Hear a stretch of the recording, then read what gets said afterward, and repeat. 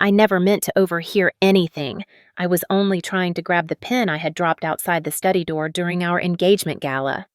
The hallway was dim, glowing with soft gold from the sconces, and the music and laughter from the ballroom carried faintly through the marble floors. I bent down to pick up the pen, and that was when I froze. Elias's voice drifted through the cracked door calm and controlled the voice of a man used to winning. Victor Hale will be gone by next quarter. The accident is already scheduled. My father's name. His death. Mentioned like a business deadline. My pulse stopped.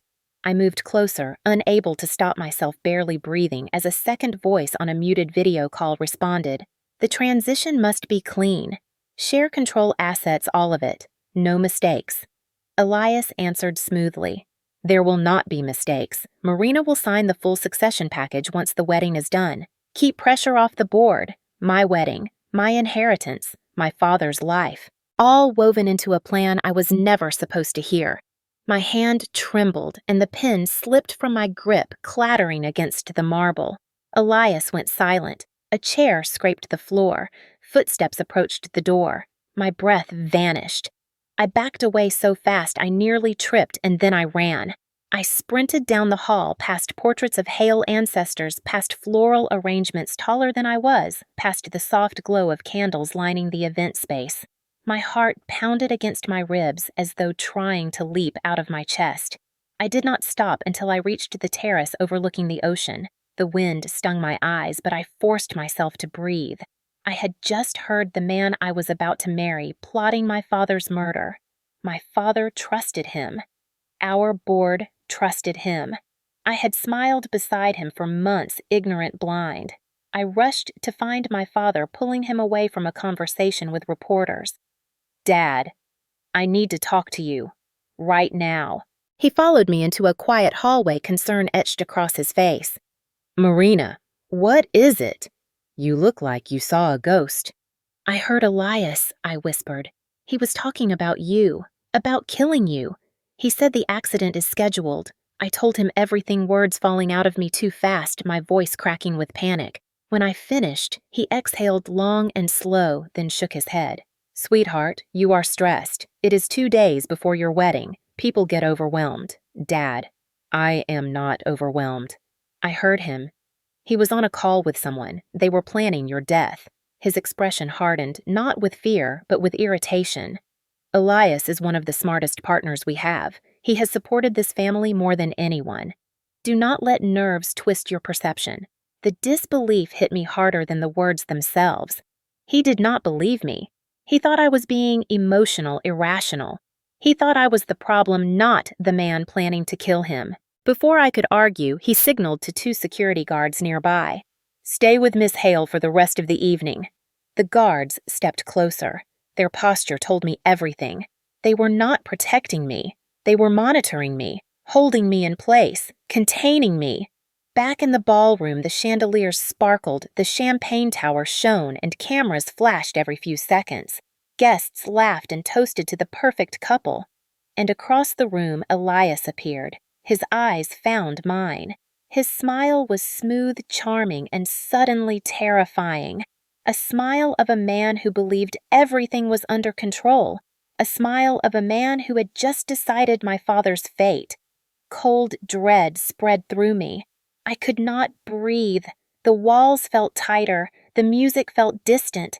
Every instinct inside me screamed that if I married him, I would not survive the year. So, I made a decision. I was done being watched. Done being dismissed. Done pretending. I moved through the crowd with a calmness I did not feel slipping toward the service corridor where staff carried trays of dishes. No one looked at me. No one questioned a woman in a catering jacket once I grabbed one from a laundry rack. I tied my hair into a messy bun, smudged my makeup to dull the luxury, and hid my earrings in my pocket.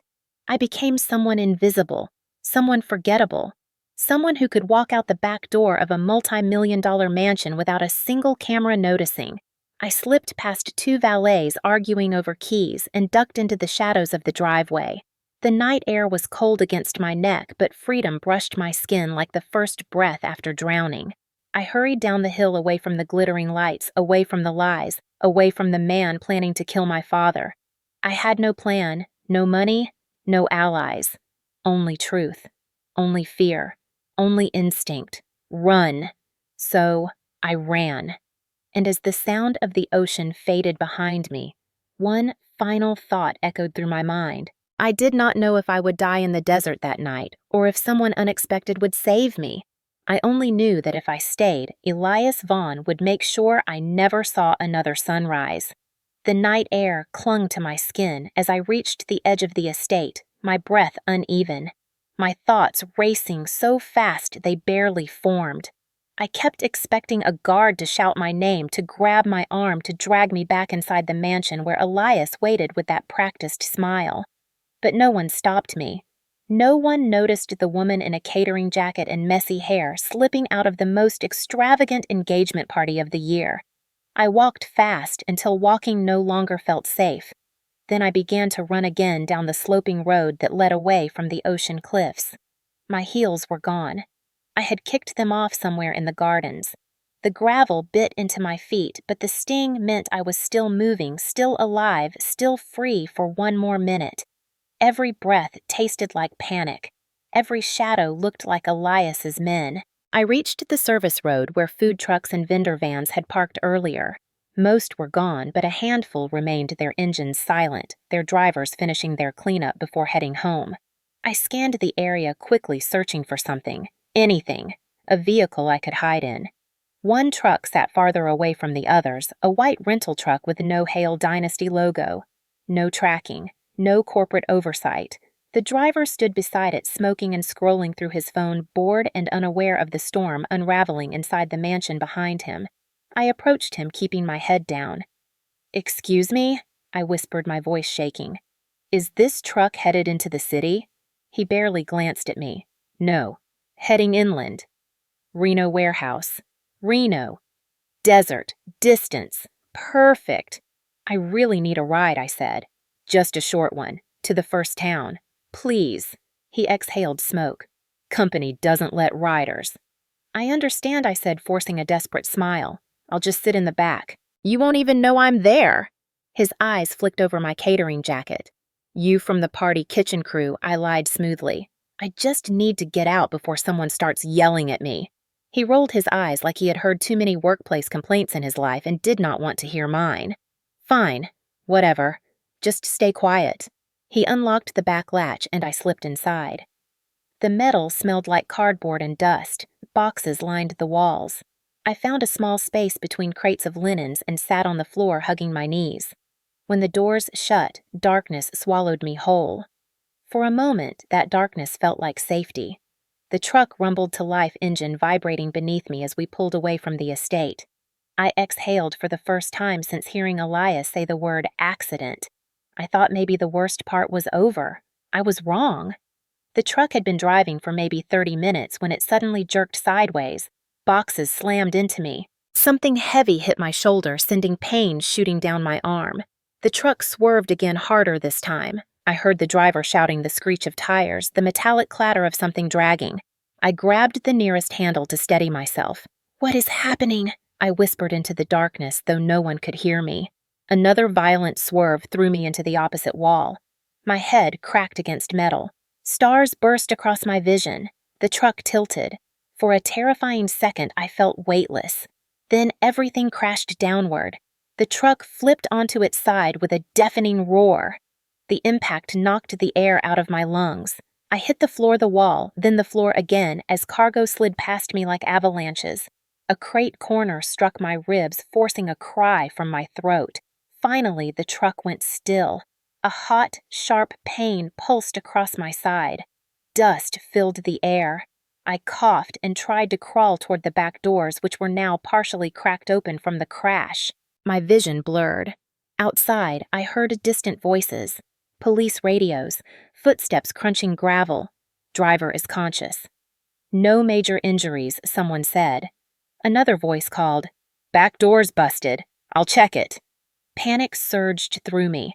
If the police found me, they would report me missing. My disappearance would go straight to Elias. I dragged myself toward the narrow opening, squeezing through before anyone reached it. My foot slipped on loose dirt, sending me tumbling down a small slope. Sharp rocks scraped my palms and arms. My breath hitched with each painful inch, but I forced myself forward until the voices grew fainter behind me. The landscape around me was nothing but darkness and desert brush. The taste of sand coated my tongue. My legs buckled beneath me. I tried to stand. I fell again.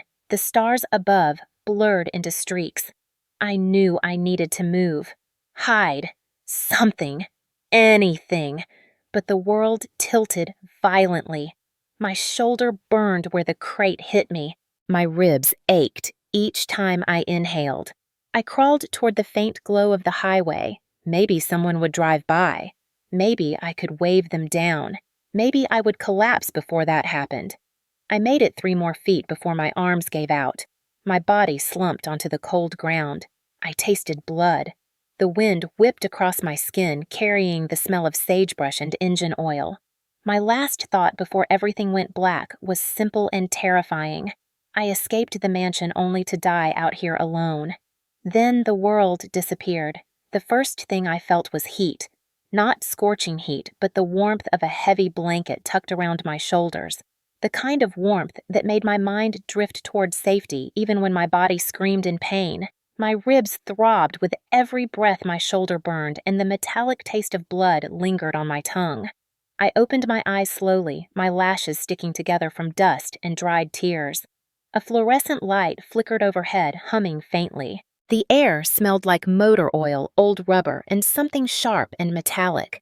I was lying on a cot placed against a wall of dented metal cabinets, their surfaces covered in stickers from racing teams and faded decals from decades past. For a few seconds, I could not remember where I was or how I got here. My mind was foggy, and every memory felt like it belonged to someone else. Then a voice cut through the haze. "You're awake. Deep. Steady. Close." I turned my head and saw a man leaning against a workbench cluttered with wrenches, spark plugs, and mismatched bolts. He looked to be in his mid-30s, tall, broad-shouldered, with sun-browned skin and dark hair pulled back loosely. His eyes were the most striking thing about him, calm and assessing, like someone who had seen chaos before and learned not to flinch. He held a metal mug in one hand and a white towel in the other. "Don't try to sit up yet," he said. "You took a rough hit." My lips parted, but my voice cracked. "Where am I, Reyes Auto and Salvage?" he replied. "A few miles outside Sandrock."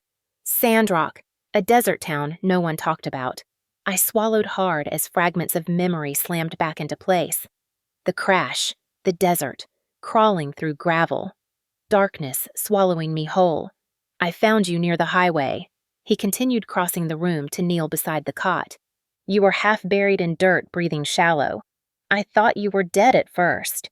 His hand hovered as if he wanted to help me sit up but did not want to cross a boundary. "I brought you here, cleaned the worst cuts, wrapped your ribs. You should get looked at by a doctor, but you were dehydrated and barely conscious. A hospital might have asked too many questions. You seemed like someone who didn't want questions." My pulse quickened. He had no idea how right he was. What's your name?" I whispered. "Caleb Reyes," he said. "And yours?" I froze. My real name was a death sentence. Elias's men could be searching for me already. Every mile between me and the mansion felt like borrowed time. I forced my voice to steady. "Mara, it's Mara." Caleb studied me for a beat, not suspicious, just observant in a quiet, thoughtful way. "All right, Mara," he said. "Try drinking this." He handed me the mug. Water. Plain water, but it tasted like the purest thing I had ever had. My hands shook as I drank slowly. He did not push for more. He simply sat back on his heels, letting me breathe. I glanced around the garage. A half-disassembled race car sat in the center on jack stands, its metal frame exposed. Tools were arranged neatly on pegboards. A dusty fan rattled in the corner, pushing warm desert air around the room. There was no luxury here. No marble floors. No chandeliers. No photographers waiting to capture my smile. For the first time in months, no one asked anything from me. It felt unreal. Too unreal. My guard rose instinctively. He must have seen it in my eyes because he said quietly, "You don't have to be scared. I don't plan on calling anyone. Why not?" I asked before I could stop myself. He shrugged lightly. "You looked like someone who needed help, not trouble. People end up out here for all kinds of reasons. I don't need to know yours unless you want to tell it." His words startled me with their sincerity. No curiosity, no prying, just space. I could not remember the last time I had been given space. Before I could respond, pain stabbed beneath my ribs, and I winced. Caleb reached for the first aid kit. "You cracked at least one rib," he said. "Maybe two. You should move slow. Your shoulder's bruised and not broken, but it'll hurt for a while." He rewrapped the bandage gently, his touch firm but careful. "Did someone hurt you?" he asked, voice low. My breath caught. "Not yet, I thought, but they will if they find me." I forced a small shake of my head. "It was the crash," I whispered. "Just the crash." His gaze lingered on me as if he sensed the truth sitting just behind the lie, but he did not push. Instead, he stood and moved to the small stove in the corner. "You should eat," he said. "I made soup. It's not fancy, but it'll help." The scent of warm broth filled the room. My stomach tightened with hunger, reminding me I had not eaten since before the gala. I accepted the bowl with trembling hands. He sat against the workbench again, keeping a respectful distance while I ate. When I finally looked up at him, he asked the question I had been dreading. "Mara, are you running from someone?" The words lodged in my throat. I had no script for this, no perfect lie, no safe truth. I met his steady gaze, and for one terrifying moment, I almost told him everything. That my fiance planned to kill my father, that I was supposed to be dead too, that the world outside this garage was hunting me. But if Caleb knew the truth, he would be in danger. Elias would not hesitate to silence anyone who helped me. So I swallowed the truth and forced out the only answer that would keep him alive. "I'm just trying to get away," I said softly. "That's all." Caleb nodded once, absorbing the answer like a man who understood more than he let on. "Then you can stay here until you figure out where you're going next." The offer settled over me like something impossible.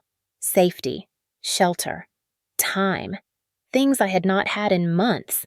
I looked at him, this quiet stranger with grease-stained hands and patient eyes, and felt something unfamiliar stir in my chest. Gratitude, hope, fear, all tangled together. I whispered, "Thank you, Caleb." He gave a small nod, then turned to adjust the fan, giving me privacy.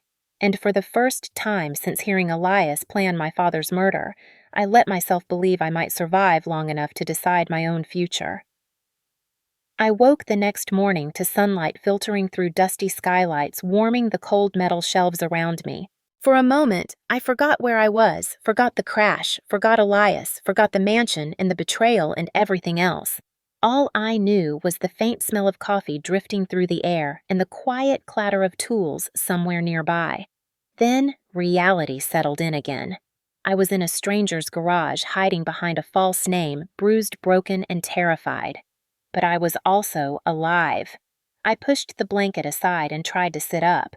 Pain shot through my ribs, but not as sharply as the night before. Caleb noticed the movement instantly.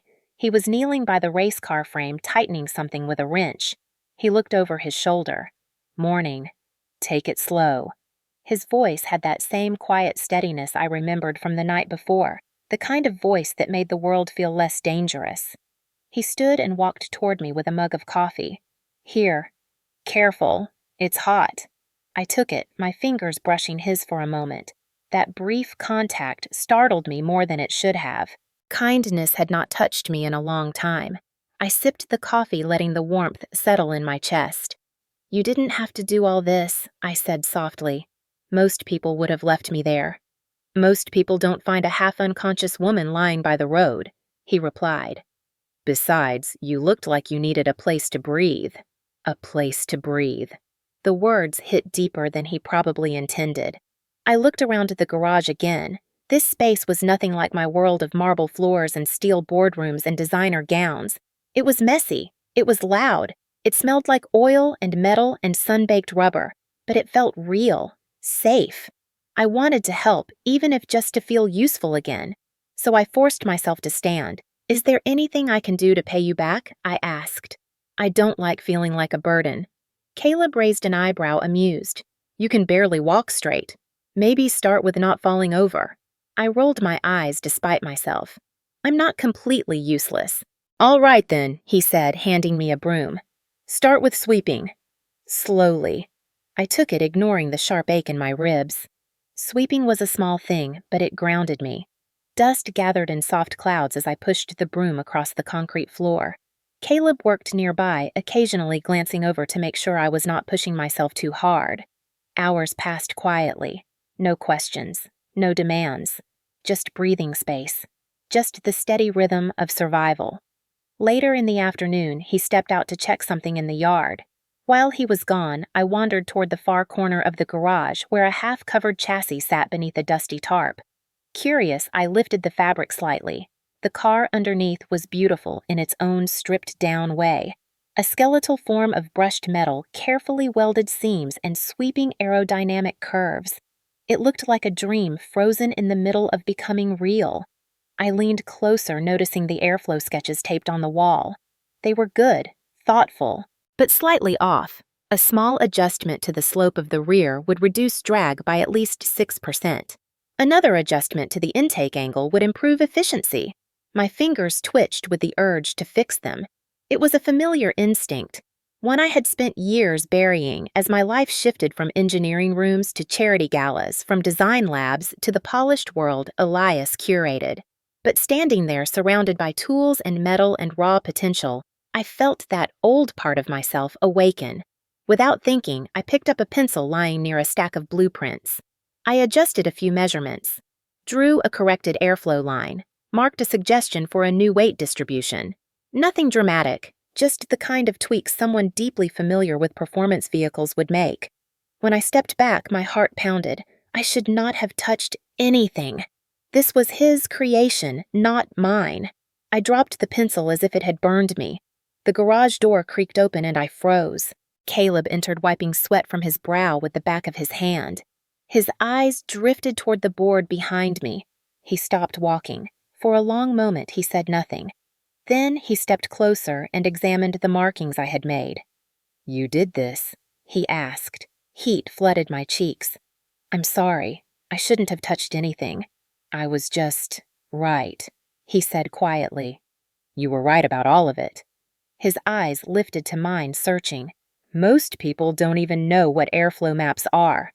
Where'd you learn this?" Panic fluttered in my chest, but I forced a shrug. My mother was a seamstress. I lied smoothly. I guess I picked things up. It made no sense, and we both knew it. But he did not push. Instead, he picked up the blueprint again, studying the clean lines I had drawn. "You have a good eye," he said. "A really good eye." The words warmed something inside me that had been cold for years. That night, after he closed the main bay, he reheated leftover stew and set a bowl in front of me. We ate in silence at the small folding table by the window. The desert sky outside grew darker purple and vast. At some point, he looked up at me. "You know," he said, "for someone who says she's running from nothing, you flinch every time you hear a car outside." I stared down at my bowl, my throat tightening. "Old habits," I murmured. "Some habits come from fear," he replied. "Some come from surviving it." I looked up, startled by the accuracy of his words. He was not prying. He was simply seeing me, more clearly than anyone had in a long time. When he stood to clean the dishes, I whispered, "Thank you for letting me stay." He paused. "You're safe here, Mara." Safe. The word felt heavy, foreign, and dangerously comforting. Later, when I lay on the cot again, wrapped in the same blanket he had placed over me, I realized something that scared me almost as much as Elias did. In one single day, this man had shown me more kindness than anyone in my world of wealth and power had in years. And it was the first time I felt something close to safety. The days that followed settled into a quiet rhythm, the kind of rhythm I had almost forgotten existed. Each morning, the desert light poured into the garage like liquid gold, warming the concrete floor and softening the sharp edges of reality. I swept organized, folded, wiped down surfaces, anything to feel less like a ghost passing through someone else's life. Caleb never asked for explanations. He never asked why I flinched when headlights swept across the windows at night, or why I stiffened every time someone unfamiliar appeared in the yard. He simply kept working, kept offering silence where other people offered suspicion, kept giving me space as if he understood grief and fear in ways words could never capture. But peace does not last, not when someone like Elias is searching for you. I should have known it was only a matter of time before danger found this town, too. It started with a black SUV parked at the gas station across from the garage. At first, I barely noticed it through the heat shimmer rising from the pavement. It could have belonged to a tourist or a local worker or a traveling salesman, but something about it made my stomach twist. The tinted windows, the engine idling too long, the way it stayed parked even when no one got out. I pretended not to see it, pretended I was imagining things, pretended the world I was running from had not reached Sandrock. But Caleb noticed. He was replacing brake pads on an old pickup when he caught me staring. His gaze flicked toward the SUV, then back to me, a quiet tension settling in his shoulders. He did not mention it until hours later. It was evening, the desert cooling as the sun dipped below the horizon. I was closing up the parts cabinet when Caleb walked over, wiping grease off his forearms. "That SUV's been around 3 times today," he said. My chest tightened. "Maybe someone's lost." Maybe, he said, though he clearly did not believe it. Or maybe someone's looking for something. Or someone. The broom in my hand felt suddenly heavy. "Caleb." He leaned against the workbench, arms crossed, eyes steady but not unkind. "Mara, I'm going to ask you something, and I want you to answer honestly." My throat constricted. "Are you in danger?" I hesitated, searching for a lie that could keep him safe, something simple and dismissive and believable. But nothing came. He waited, patient and quiet. Then he said something that cracked something in me. "I can handle danger," he said softly. "I can't handle lies." Those words hit me harder than any threat Elias could have made. Lies had been my armor for so long that I barely remembered what truth felt like. But telling the truth would drag Caleb into a storm he did not deserve, so I forced myself to look away.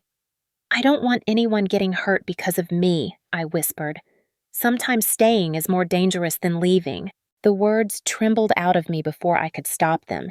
Caleb studied me for a long moment, something unspoken moving behind his eyes.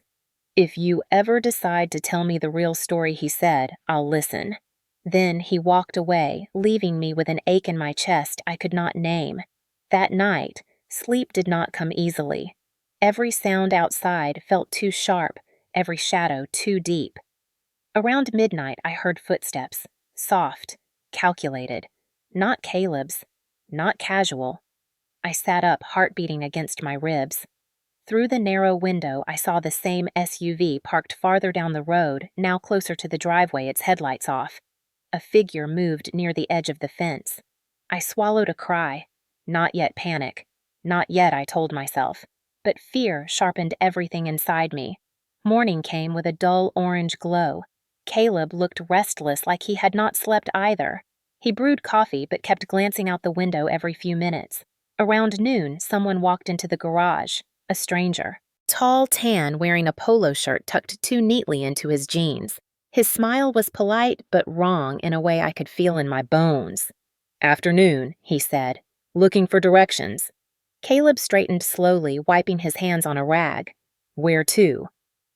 "Looking for a girl," the man said, scanning the room with too much interest. "She was involved in an accident nearby." My pulse stilled. He described me without saying my name. He used vague details, the kind that sound innocent until you realize he is studying every corner of the room, every shadow, every possible place I could hide. Caleb's jaw tightened. "Haven't seen anyone like that." "Sure about that?" the man asked, smiling thinly.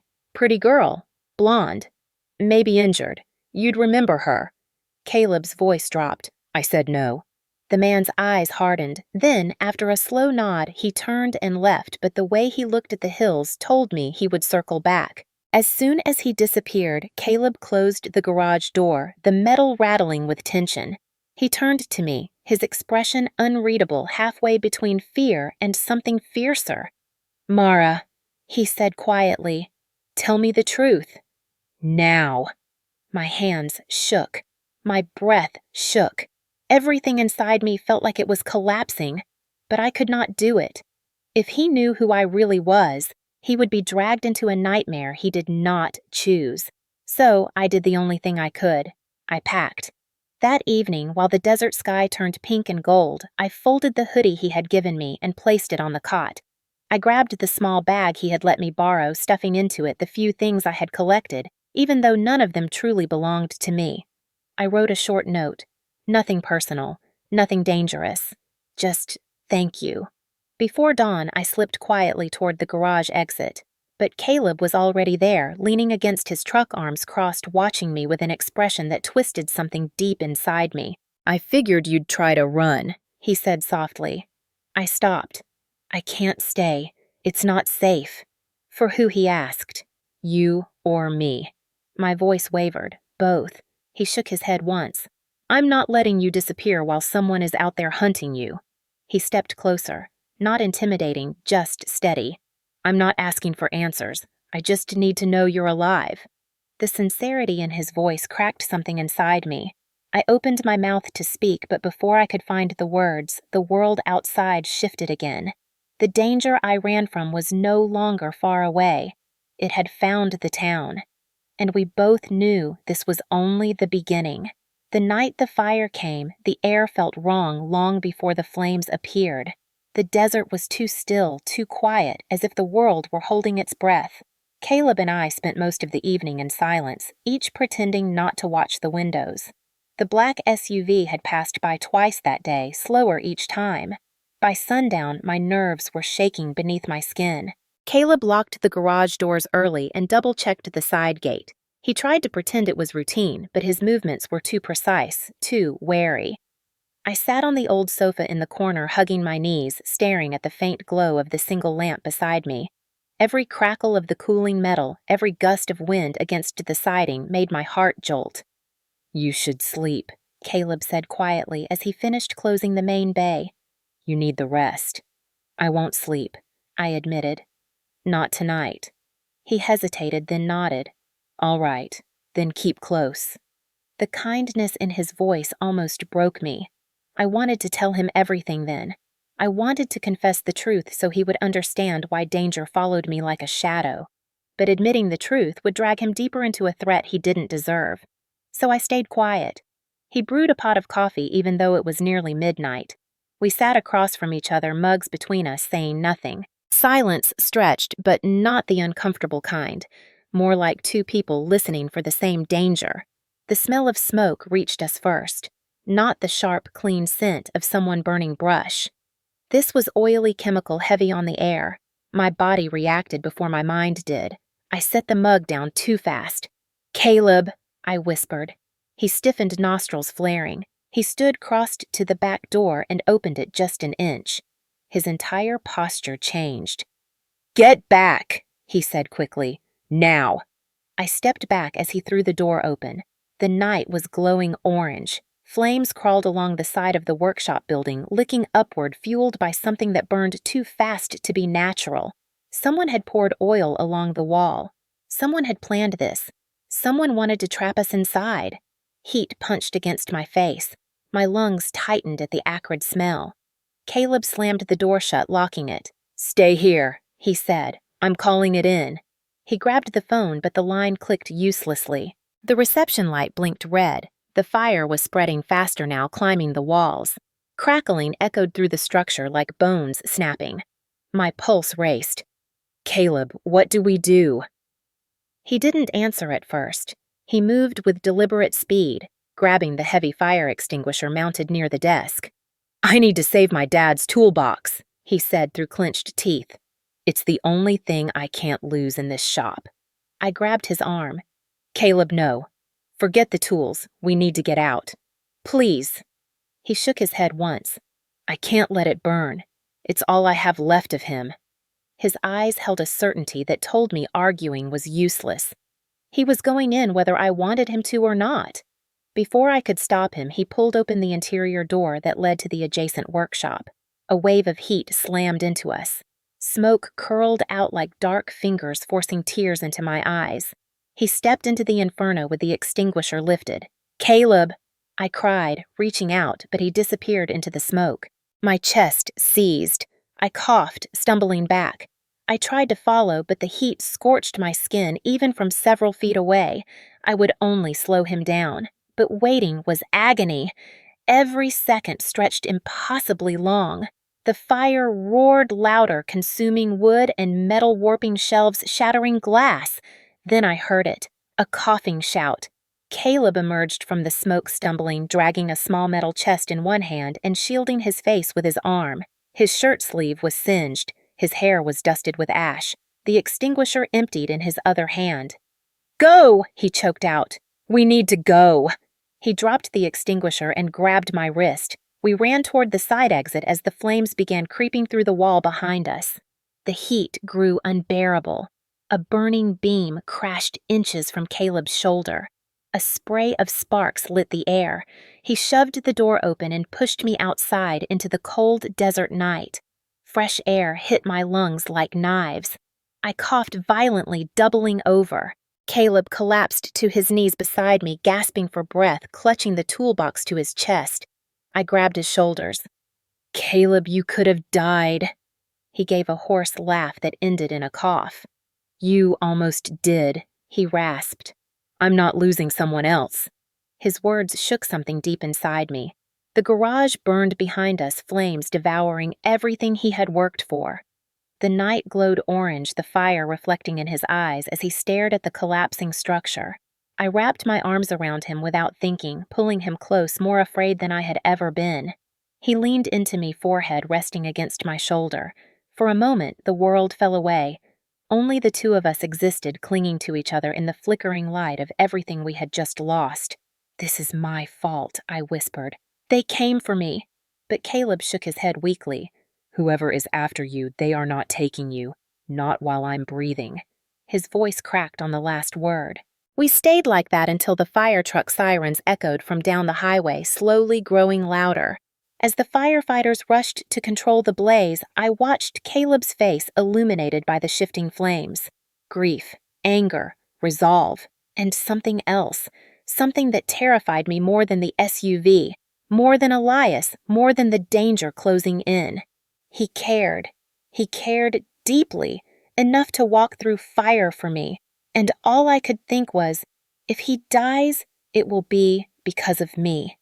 The guilt was suffocating, and I knew one terrible truth. Tonight was not the end. It was only the beginning. The morning after the fire felt unreal, as if the world had been wiped clean and rewritten with smoke and ashes. The air was thick with the smell of burned rubber and charred metal. The garage that had sheltered me, the place where I had breathed freely for the first time in months, was now a skeleton of blackened beams and twisted steel. Caleb stood in front of the ruins, silent, his right arm wrapped in gauze. His jaw was tight, his eyes fixed on the wreckage as if staring hard enough could undo the night. I hovered a few feet away, unsure whether to speak, unsure whether my words would help or only deepen the wound. I knew this was my fault. Even if he never said it, even if he never let himself think it, I knew. He had walked into that fire because of me, and I had brought the danger that caused it. "Does it hurt?" I asked, gently nodding toward his bandaged arm. "I've had worse," he said, though his voice was rough. "You should see the car that did it." He tried to smile, but it faltered. The silence after that stretched long enough to feel like a border between us. He walked deeper into the remains, kicking aside burnt insulation and melted plastic. Pieces of the garage crunched beneath his boots like brittle bones. I followed slowly. Firefighters had already left, but the deputy from Sandrock County Sheriff's Office was still there taking final notes. He was a middle-aged man with a sunburned neck and tired eyes. "Morning, Reyes," the deputy said, stepping over a pile of broken bricks. "I'm sorry about the damage." "Yeah," Caleb answered flatly. "Me too." The deputy turned toward me, polite but curious. "Ma'am, were you here when the fire started?" Before I could respond, he paused. His gaze narrowed ever so slightly. Something in his expression shifted. Recognition. My blood turned cold. "You look familiar," he said, studying my face. "Have we met?" My throat tightened. I don't think so." He tilted his head. "You sure?" He reached into the pocket of his uniform. His fingers unfolded a slightly wrinkled paper, a printed alert, a missing person bulletin. My picture. My real picture. Marina Hale, missing socialite. Blonde hair. Blue eyes. Last seen at her own engagement gala. He stared at the photo, then back at me, then again at the photo slower, as if letting the truth settle into place. My knees weakened. "That's you," he said. Not a question. A confirmation. The kind that cracked the world open. Caleb's posture changed instantly. He stepped closer to me, protective, confused but also hurt in a way I had feared from the beginning. The deputy's hand moved to his radio. "Dispatch. I think we found the missing Hale woman. Send units." Panic surged inside me. "Please," I whispered. "Don't do this. I'm not missing. I left on purpose." The deputy frowned. "Ms. Hale, you need to come with me." "This man?" He glanced at Caleb. "May have been holding you without consent." Caleb stiffened. "I did what deputy," I said, quickly stepping forward despite the pounding in my ribs. "He saved my life. He didn't kidnap me." But it did not matter. The second the radio crackled, the situation became bigger than truth, bigger than my words. 2 more patrol cars rolled up minutes later. Officers stepped out, hands resting on their belts, not aggressive but alert. Someone handed me a blanket and guided me aside. Another officer approached Caleb. "Sir, we need you to come with us while we sort this out." "I didn't do anything," he said, frustration tightening his voice. "She showed up injured. I helped her. That's it." "We understand," the officer said calmly. "But given the circumstances, we need to ask you some questions at the station." "No," I said, stepping toward them. He didn't do anything wrong. Caleb didn't look at me. That hurt more than anything. He kept his gaze on the deputy. "I'm not resisting," he said. "Let's get this over with." He held out his wrists. The officers cuffed him loosely, not treating him like a criminal, but the sight still punched the air out of my lungs. "Caleb," I whispered.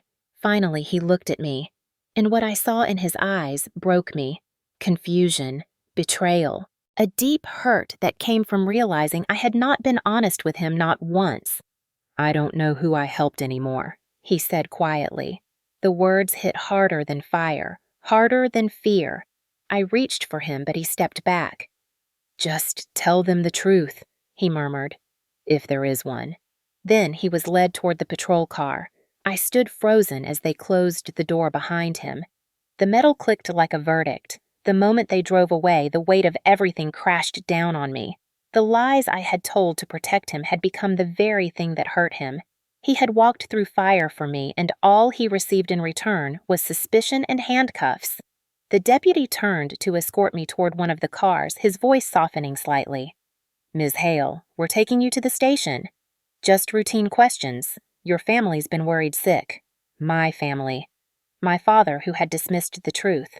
Elias, who wanted him dead." The entire world I had run from was catching up again, swallowing the fragile safety I had found. As we drove away, I looked out the window toward the ruins of the garage, the place that had become a sanctuary, the place that was gone because of me. The desert wind whipped my hair into my face. My eyes burned, not from smoke, from loss, from the truth finally catching up. Everything had fallen apart, and I had no one to blame except myself. The flight back to New York felt like drifting through a dream I never wanted to return to. The city appeared beneath the airplane window like a glittering machine, cold and merciless, its skyscrapers slicing through a sky that looked far too calm for the chaos waiting below. I pressed my forehead against the glass, watching the familiar skyline draw closer, and felt a hollow heaviness settle in my chest. Sandrock had been a refuge, New York was the battlefield. The second my plane landed, the illusion of safety vanished. Two FBI agents met me at the gate, their expressions composed professional unreadable. "Miss Hale," one said, "we've been expecting you." They escorted me through a private corridor, away from reporters, away from cameras, away from the world that believed I had simply run away from an expensive wedding. I walked alongside them in silence, each step echoing like a reminder of the truth I could no longer avoid. I was not here to hide. I was here to expose everything. In a government SUV, the city blurred past us in streaks of yellow cabs, neon signs, and endless crowds of people who had no idea my fiance had planned a murder, no idea my father had refused to believe me, no idea I had nearly died in the desert. "Are you ready for this one?" Agent asked gently. "You can still back out." "No," I said, my voice steady. "I'm done running." The FBI field office was colder than I remembered from childhood school tours. Fluorescent lights hummed overhead. Agents moved briskly between cubicles carrying folders and cups of burnt coffee. I was led into a glass-walled conference room. Inside, a laptop sat open beside a stack of forms and a recorder. A female agent named Monroe sat across from me. She clicked her pen twice, studying me.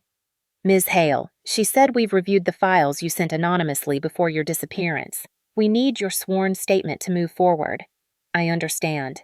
My fingers brushed the flash drive I had kept with me through every step of my escape. The last piece of evidence, the final thread tying everything together. One wrong move, and I could still lose everything. Agent Monroe nodded toward the drive. "Whenever you're ready." My hand trembled as I plugged it in. The screen flashed with folders full of encrypted emails, financial records, shell company transfers, offshore accounts, and the most damning pieces of all, the conversations about my father.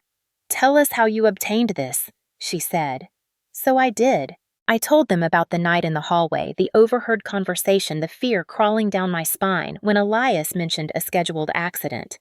I told them about the gala, the disbelief in my father's eyes when I tried to warn him, the suffocating security meant to contain me, my escape through the service wing, the truck, the crash, the desert, Sandrock, Caleb.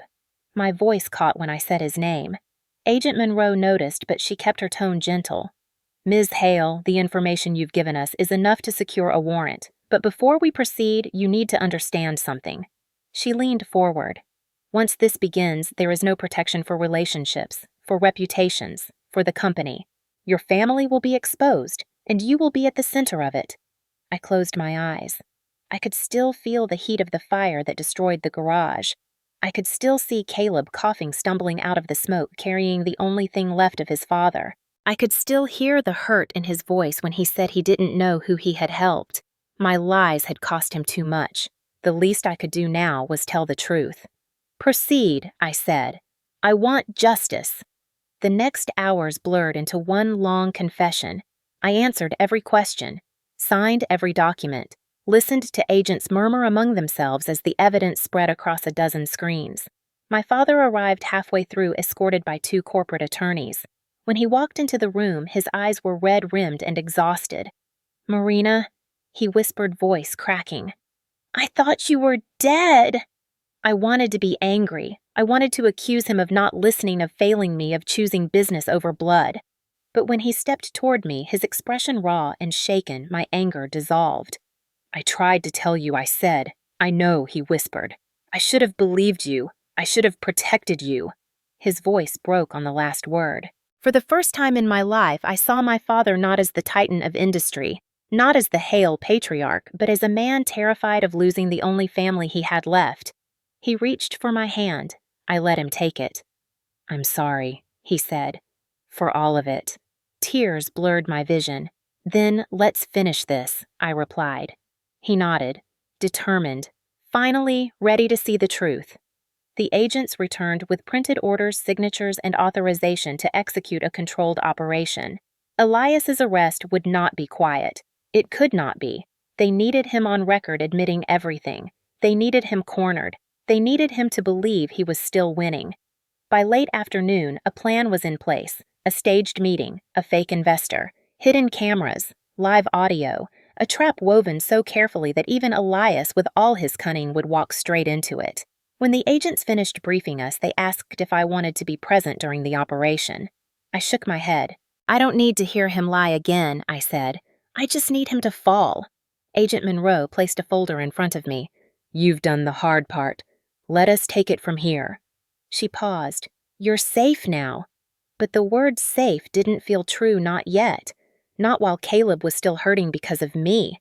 Not while the world I had fled still had the power to destroy the people who had shown me kindness. As evening fell across Manhattan, I stepped outside the FBI building and stood on the sidewalk watching the city lights flicker awake. Taxis honked. Sirens wailed in the distance.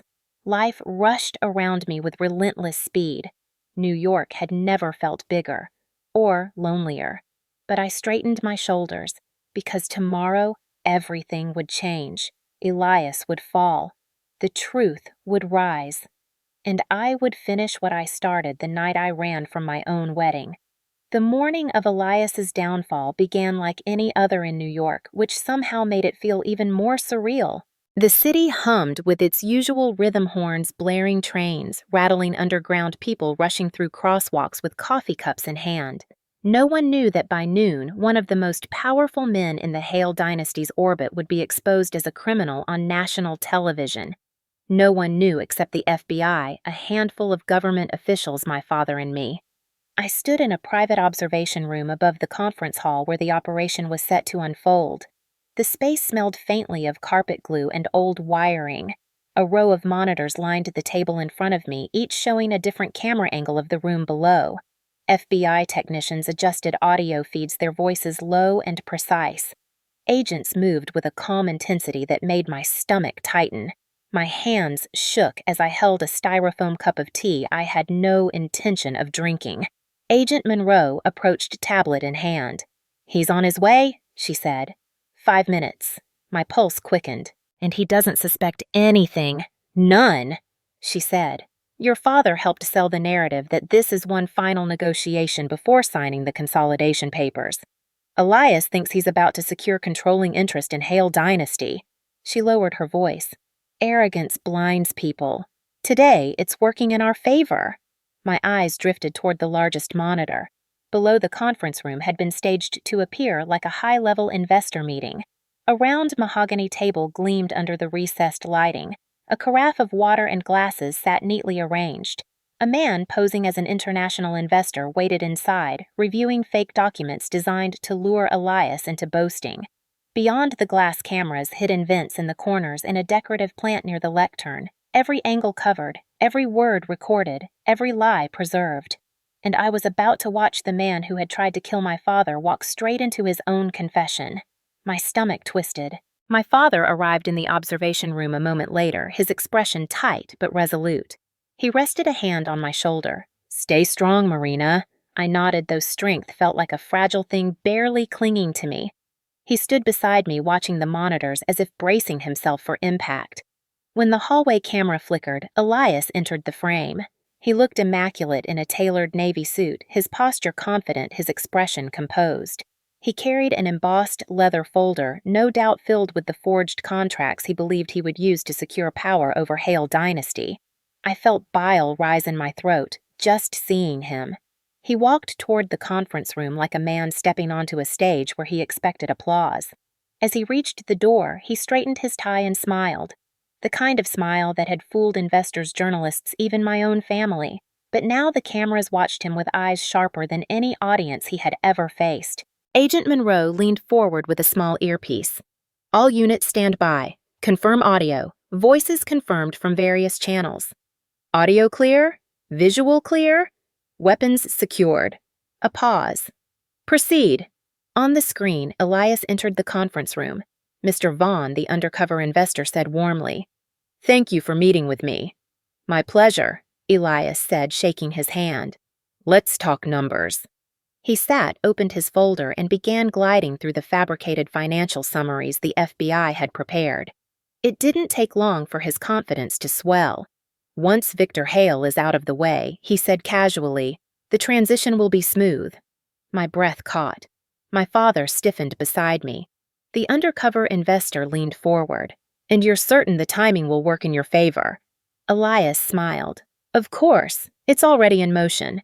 Marina will sign all necessary transfers after the wedding. He chuckled, unaware he was sealing his fate. She's too emotional to understand what she's giving away. I gripped the edge of the table until my knuckles whitened. Hearing him talk about me like I was a pawn made my blood boil, but anger was nothing compared to the wave of disgust that hit me when he continued. By the end of the quarter, he said, lowering his voice conspiratorially, Victor's accident will finalize matters. Unfortunate, yes, but inevitable. He leaned back. That's how business works.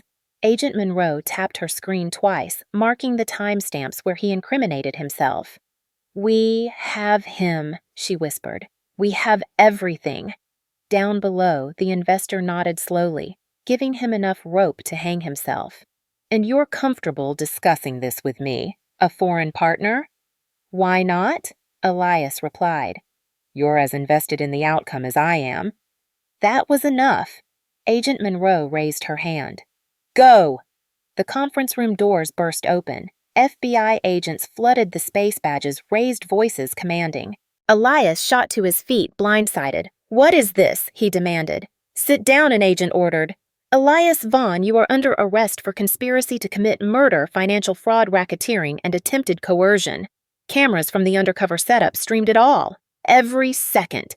Every pixel. Live. My father exhaled sharply. Not relief. Something heavier. A release of months of denial and fear. I watched the screen, unable to blink. Elias tried to regain control. This is absurd. Victor, tell them. Marina, tell them. His voice cracked desperation, replacing arrogance. He had no idea that I was watching from above, that I had already told the truth, that the game was over. Handcuffs snapped around his wrists. Agents guided him out of the room as he shouted about lawyers' leverage betrayal. For a moment, his eyes flicked up toward the glass wall of the observation deck. He couldn't see me, but I saw the panic bloom in his expression, like a fracture breaking through his perfect mask. By noon, every major network carried the footage. Words scrolled across screens. Hale Dynasty scandal internal takeover plot. Billionaire fiance arrested murder conspiracy. Uncovered news anchors dissected every detail. Social media exploded. The world watched my life unravel and rebuild itself in real time. And then it was my turn. The press conference was held in the building's main auditorium. The cameras waited. The microphones waited. The world waited. I stepped onto the stage in a black blazer and faced them all. The lights were bright, but I did not flinch. I am terminating my engagement to Elias Vaughn, I said clearly. Flashes erupted. I do so with full awareness of the lies and criminal activity he committed. No one, no matter how powerful, has the right to manipulate a life or a legacy for personal gain. My voice did not shake. When the conference ended, my father hugged me tightly. I am proud of you, he whispered. I closed my eyes, but even as the world praised my bravery, all I could think about was a small, burned garage in the desert, and the man who had protected me without knowing who I really was. I returned to my hotel room that night with applause still fading from my ears, reporters still shouting my name in the lobby, and the weight of the entire Hale scandal hanging over my shoulders like a mantle I had never wanted to wear. The city outside glowed with a restless energy, horns blaring, sirens, wailing lights flashing across skyscraper windows, but inside the room, the silence was sharp and suffocating. I kicked off my heels, sat at the edge of the bed, and buried my face in my hands. Elias was gone. Justice was moving. My father was safe. The world saw me as strong, brave, unwavering. But none of them knew that my heart was still stuck in a burned garage in Nevada, standing in front of a man whose eyes had filled with disbelief and hurt when he realized who I really was. Caleb had saved my life without needing my last name. He had taken me in without demanding details. He had trusted me enough to let me stay even when he sensed something was wrong, and I had repaid him with lies. Now I had the power to change the course of his life, even if I could never fix what I had broken between us. The plan had been sitting quietly in the back of my mind since the night I left Sandrock. I pulled out my laptop, logged into a secure network, and searched for the National Automotive Innovation Showcase. It was one of the most respected engineering competitions in the country, a launching pad for unknown builders and mechanics to enter national manufacturing programs or receive grant funding. I scrolled through the requirements, reading every line, every rule. Photos of the prototype, technical breakdown, design philosophy, mechanical innovations, environmental adaptations, performance justifications, a written profile of the builder. I thought of Caleb's garage, small but meticulous, filled with worn tools and half-finished dreams. I thought of the steel frame he had been restoring with such care, the sketches he had drawn by hand, the notes I had once rewritten to help him refine the airflow calculations. He had talent that could change his life. He just did not believe that a man like him deserved to be seen. But I had seen him, clearly, fully, more truthfully than anyone had ever seen me. I opened a blank application form. My fingers hovered over the keyboard. For a moment, fear crawled up my spine. Would he be angry if he knew? Would he reject any help from me? Would he feel used? I swallowed hard. This was not about forgiveness. This was not about us. This was about a man who deserved a chance. The only way I could repay him was by giving him what he had refused to take for himself a future. So I began to type. Name of applicant: Caleb Reyes. Shop Reyes Auto and Salvage. Location: Sandrock, Nevada. I uploaded the highest quality photos I had taken of his car during the week I helped him catalog the parts. I found the early design sketches he had left on his workbench and scanned them. Then I opened my engineering notes. I read them twice, adjusted terminology so it reflected his voice rather than mine, and formatted them according to the showcase guidelines. For the written statement of innovation, I paused. What could I say about Caleb that would reflect his skill without exposing his vulnerabilities? I typed slowly, deliberately. This design focuses on functional performance over aesthetic perfection. It reflects the work ethic of a builder who believes engineering is not just about machines, but about giving people a reason to keep moving forward. I hesitated, then added one more line. The creator of this prototype has rebuilt more than engines. He has rebuilt hope. My throat tightened. Not enough to cry, just enough to remember. At the bottom of the application, a final question blinked at me. If selected, would you like to be contacted as the submitter of this entry? I checked no without hesitation. This was his moment, not mine. I reviewed the entire file 3 more times before hitting submit. The confirmation message appeared simple and anticlimactic. Your application has been received. I closed the laptop with shaking hands. Then I sat back, staring at the ceiling as exhaustion swept through me. I had done what I could. Whether he ever knew it or not, his life was about to change. The next morning, I returned to corporate headquarters to finalize my resignation from Hale Dynasty. The boardroom was filled with executives shifting uncomfortably in their chairs, unsure whether to congratulate me, fear me, or both. I signed the papers without ceremony. My father stood beside me, his expression soft with gratitude and regret. What will you do now? He asked quietly. Live my own life, I said, for the first time.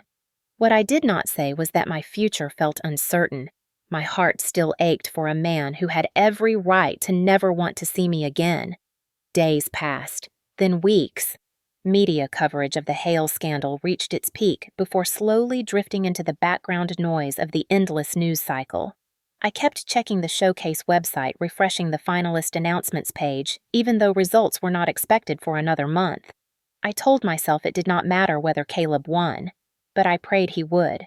Not for glory, not for ego, for a path forward, for a chance to build the life he deserved instead of the one circumstance had forced on him. Then one afternoon, as I sipped coffee in my hotel room, an update appeared on the website. Finalists will be notified by mail within 5 business days. I exhaled slowly. The decision was out of my hands. For the first time since leaving Sandrock, I allowed myself to imagine what might come next. Not for me, but for him. And maybe someday, if fate was gentle, our paths might cross again under different circumstances. But whether or not they ever did, I had honored him the only way I could. I had helped him without taking anything from him. I had lifted him without touching his pride. I had done this for him, and for once it felt enough. The letter reached him before it reached anyone else, and I knew that because 5 days after the showcase announcement window opened, my phone buzzed with a message from an unknown Nevada number. I stared at it for almost a full minute before opening it. It was not from Caleb. It was from the Sandrock post office. A simple reminder that I had once used their forwarding service when mailing something to myself under an alias. Somehow, the universe had a strange sense of humor nudging me toward a moment I had no control over, but I would not hear anything from him directly yet. Instead, I discovered he had been selected when I went online, checking the finalist list like a compulsive habit I could not shake. There it was. His name, his shop, his prototype. I felt a rush go through my chest so sudden I had to sit down. He had done it. He had made it. And he did not even know who had made sure the judges took a closer look at his submission. I folded onto the hotel bed, laughing softly in disbelief, tears blurring my vision. It was a shaky, emotional sound, the kind that came from the deepest part of the rib cage, half relief and half sorrow. He would be invited to Los Angeles. He would stand in front of people who had never known his name and finally receive the recognition he deserved. The invitation ceremony was scheduled for early spring at the Los Angeles Convention Center. I booked my flight 2 hours after seeing his name on the list, even though I was not sure I had the right to be there. Would he think I was intruding? Would he walk away if he saw me, but I had not done all of this for thanks. I had done it because it was the only way to honor the debt in my heart. Still, when I received a call from the event director 2 weeks later, asking if I would be willing to present the award for independent innovation, I froze. "Ms. Hale," she said warmly, "your background, your recent advocacy work, and your visibility make you an ideal choice. We would be honored if you presented this year's award." I swallowed hard. This was no coincidence. Someone had connected my resignation speech to a narrative of rebuilding, of courage, of stepping out of a legacy. It fit too perfectly. And the universe was offering me one more chance to face what I had left behind. I accepted. The evening of the event felt like stepping into a dream stitched together from all the things I feared and all the things I wanted. The convention hall glowed under sweeping spotlights, banners hung from the rafters celebrating innovation, craftsmanship, sustainable design. Crowds of engineers, designers, mechanics, investors, and reporters filled the seats. I stood backstage in a long black dress, my palms damp, my breathing shallow. Behind the curtains, I could hear the announcer introducing the final category.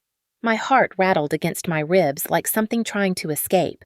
Then the presenter before me finished, applause rose, and a stagehand tapped my elbow. "Ms. Hale," he whispered, "you're up." I stepped into the bright light. The hall stretched out like an ocean of faces. Cameras pivoted. Screens displayed my name in crisp white letters. For a moment, the world seemed impossibly still. I lifted the microphone. "Good evening," I began, and the sound of my voice steadied something inside me. "Tonight's final award celebrates independent innovation. It honors the builders who work in quiet garages and scrapyards, the people who innovate not because they are funded or famous, but because they believe in possibility." I paused, scanning the crowd, searching instinctively, even though I had not yet spotted him. "There are people," I continued, "who change your life quietly. They do not ask for recognition. They do not seek reward. They simply show up when the world falls apart and they help you stand again." My throat tightened. The audience leaned in. I owe my life to one such man. And then I saw him.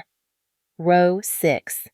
He sat in a slightly worn navy suit, shoulders broad expression, unreadable eyes locked on me with a shock that made my breath catch. Time seemed to twist, folding the desert, the fire, the garage all into a single, impossible moment. "This year's recipient," I said softly, "embodies resilience, brilliance, and integrity." I lifted the envelope. My hands trembled only slightly. "The winner of the 2025 Independent Innovation Award is Caleb Reyes, Reyes Auto and Salvage." A wave of applause surged across the room. Cameras pivoted toward him. He remained frozen for 2 full seconds, then slowly rose to his feet. People around him clapped, some reaching out to congratulate him. He walked toward the stage with the careful, uncertain strides of someone crossing into a world they had never imagined entering. When he reached me, the applause softened into a hush, as if the whole room sensed something intimate passing between us. I held out the award plaque. His hand brushed mine. It felt like touching a memory. He did not speak at first, neither did I. Then very quietly he exhaled. You. One word. That was all. 1,000 emotions lived inside it. He took the award, but instead of turning to the cameras, he looked at me. Really looked at me. His eyes were not angry, not cold, just full of a stunned, raw understanding. Why, he asked in a whisper meant only for me. I swallowed, my voice barely audible. Because you deserved it, and because you once saved my life. His jaw tightened, not with resentment, but with a feeling I could not yet name. The cameras flashed again as we faced each other. The world waited for him to speak, but he said nothing else. Instead, he gave the slightest nod, an acknowledgement, a beginning. When the ceremony ended, he slipped away from the crowd and stepped onto the rooftop terrace. I followed a few minutes later, the evening breeze lifting my hair. He stood at the railing, the Los Angeles skyline glittering around him. I did not think I would ever see you again, he said without turning. I was not sure I had the right to, I replied. He looked at me, then, his eyes fierce and searching. You helped me. The only way I could, I whispered. He stepped closer. Are you staying this time? Hope flickered through me like a fragile flame. If you want me to. His voice softened. I never stopped. The distance between us closed, and for the first time since the night I ran, I felt home. 1 year later, the smell of motor oil and fresh paint had become the scent of my mornings, the soundtrack of my days, and strangely, the comfort of my nights. The desert sunrise warmed the wide metal roof of the new building that stood where an old garage had once burned. A sign hung proudly along the front wall, painted in bold navy letters, Reyes Hale Community Garage. Every time I saw it, something in my chest tightened, not with pain, but with the kind of emotion that grows only from survival, rebuilding, and choosing a future no one expected you to choose. The building was bigger now, with 2 full workshops, a welding corner, a small design lab lined with computers and sketch pads, and a classroom Caleb insisted on having because people need both knowledge and a place to put it to use. It was a dream he never dared to speak out loud before, not even to himself. And now it was real. I walked through the main bay holding a stack of clipboards weaving between workbenches while the sound of drills echoed against the concrete. A group of veterans leaned over an engine block laughing while one of them explained compression ratios. 2 teenagers argued playfully about spark plug timing. A young single mom practiced welding seams with quiet determination. Life pulsed through every corner of the place. When I reached the design studio, sunlight poured through the tall windows, landing on a small girl with messy brown curls who stood on tiptoe trying to copy a car sketch on a whiteboard. Grease smudged her pink dress like a badge of honor. I crouched beside her. What are you drawing today, sweetheart? She pushed her hair from her face. A racing car, like the one Mr. Reyes showed us. Her little brow creased with concentration. Do you think girls can really fix cars or draw them or build them? I smiled. Girls can fix anything, especially the things that matter. She beamed, her teeth slightly crooked, her eyes full of the kind of confidence I wished I had possessed at her age. As she returned to her drawing, I stood and watched her work. She came from a neighborhood not far from here, a place people drove past carefully and talked about quietly. Her mother worked 2 jobs. She had no father in the picture, but she had talent, and now she had a place where people believed in her. That alone made everything worth it. Across the room, Caleb watched me from the doorway, leaning on the frame with a wrench in one hand and a pencil behind his ear. He gave me a look I had come to recognize, soft around the edges, steady at the center, filled with something that had grown stronger every day since Los Angeles. She likes you, he said as I walked over. She likes you more, I countered. Only because I let her dump a whole can of bolts onto the floor and call it a sorting activity. I laughed, leaning lightly against him. You're good with them, you know, with everyone. This place changes people. He glanced around the garage with a pride so subtle most people would miss it. "We built this place," he said. "You and me. Steel and silk." The phrase had started as a joke, something he once said while teasing me about my perfectly pressed blazer next to his dusty workbench. But it had become something else. It became us. Resilience and elegance, grit and grace, two unlikely halves building something new. As the day wound down, I walked outside, letting the warm Arizona wind sweep across my face. The desert stretched endlessly in every direction, glowing gold under the late afternoon sun. It was strange to think that a little over a year ago, I had fallen unconscious not far from here, a fugitive from my own life. I had been afraid, lost, nameless by choice, hunted by the man who once claimed to love me. And yet the desert had given me the one thing money never had: freedom. Caleb joined me outside, wiping his hands on a rag. "You thinking again?" he asked. "Always," I said, with a small smile. He stepped closer, his presence warm and grounding. "You ever miss New York?" "Sometimes," I admitted. The noise, the skyline, my old office, the version of myself I thought I was supposed to be. He nodded. "Do you regret choosing this?" I turned to face him fully. Choosing this saved me. Choosing you saved me. I spent years living in a world built for me but not designed with me in mind. Here, I get to build something back. His expression softened into something deeper. "You rebuilt me too, you know." Heat rose behind my eyes. "Caleb, I mean it," he said. "When you left that note on my workbench when you walked out of my life, I thought it meant you were choosing the world you came from. And when I saw you again at that ceremony, it felt like the world was giving me a second chance I had no right to ask for." I swallowed hard. "You always had the right. You just didn't believe it." He took my hand, then rough fingers lacing gently with mine. "I believe it now." We stood together as the sun dipped lower, painting the sky in shades of copper and rose. Inside, the sound of laughter echoed as people cleaned up their stations. The little girl ran across the lot holding up her sketch triumphantly. "Ms. Marina, look. I finished it." I knelt to examine her drawing. "It's perfect." She pointed at the building behind us. "Is this place going to stay forever?" I looked at Caleb, then back at her. "As long as people need a place to learn and a place to belong." She nodded solemnly, as if sealing a pact. When she ran off again, Caleb wrapped an arm around my waist. "We built something good," he said, "something better than what either of us had before."